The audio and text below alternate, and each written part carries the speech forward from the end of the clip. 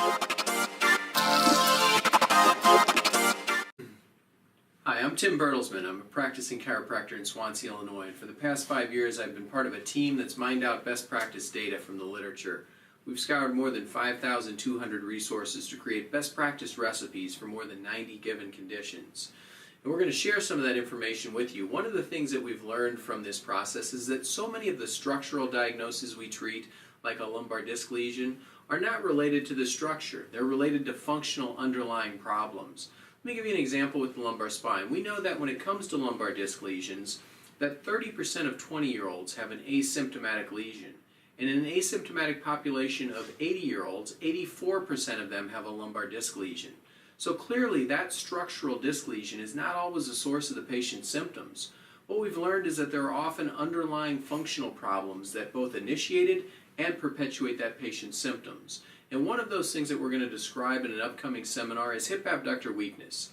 The hip abductors largely consist of the gluteus medius. This is the muscle that comes off of the iliac crest and runs down onto the greater trochanter.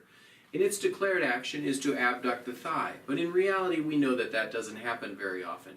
When the gluteus medius and the hip abductors do come into play is when you stand on one leg, the gluteus medius on the right side is required to keep your pelvis level. The other thing that it needs to do, it needs to keep your leg abducted when you squat, so that if I have a strong gluteus medius, it's keeping my knee in a frontal plane alignment, just with the crease of my pant. If I have a weak gluteus medius, it lets my leg dive in. And so the problem with that is it places stress on the whole mechanical chain. That the first thing that happens is we're going to get stress on the knee. And so the adductor muscles of the thigh are being stretched, the medial collateral ligament of the knee is being stressed, it's also stressing the anterior cruciate ligament, and it's causing a misalignment of my patella. That instead of my patella lining up with my pant crease when I squat, my patella is now being pulled laterally. And so that's the single largest cause of knee pain, runner's knee, patellofemoral pain syndrome, or a lateral tracking disorder of the patella. And it's not related to the knee, it's related to weakness in the hip. But the knee is not where that stress stops. It also transfers down into the leg. So now the only way that we can get adduction of the knees is by coupling that with internal rotation of the hips. And when that internal rotation of the hip and thigh takes place, it torques the lower leg. And so now we have problems like shin splints and Achilles tendinopathy. And the last piece of that puzzle is also causing my feet to roll inward or hyperpronate. So now issues of hyperpronation, of plantar fasciitis and tarsal tunnel syndrome, and all of those associated problems trickle down the chain, and they also cause a trickling back up the chain in that hyperpronation of my foot is causing a stretch weakening of my gluteus medius and perpetuating it. Well, where this comes into lower back pain is that anytime that my thighs come together, I'm also going to get internal rotation. And since the top of my femur is L-shaped, it's going to throw the bottom of my pelvis backwards and throw my pelvis into anteversion up top, which then causes me to either lean forward or to move my lumbar spine into hyperextension in order to compensate. So now that patient who has a lumbar facet syndrome or a joint dysfunction or a disc problem is having their lumbar spine in extension and flexion repeatedly throughout the day as they're walking, all because of that hip abductor weakness. We see that hip abductors are related to all these problems down chain. The big question is, what do we do to fix it?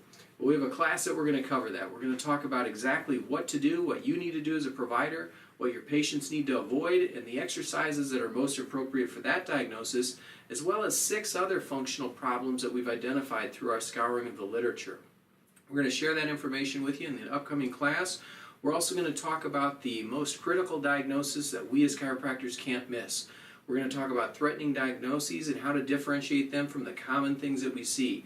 Seeing the same diagnosis day after day leads to complacency, but that's a dangerous game.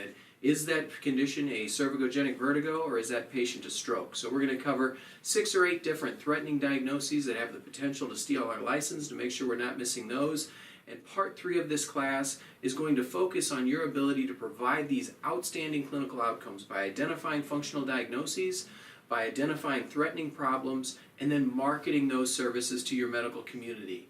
That one of the largest sources of new patients in my practice, about 300 per year, comes from medical providers. And we're going to share with you every step that we use in our office to get those 300 MD referrals on a yearly basis. We're going to talk about the communication that we use, the newsletters that we provide, and exactly how we market our outcomes as opposed to our services. So if you're interested in that class, I hope that you'll join us. We're going to be in the Chicagoland area. We're going to be in Schaumburg on June 10th from 8 to 5. It's a one-day class. We're going to share some powerful information, and we hope to see you there. Thanks.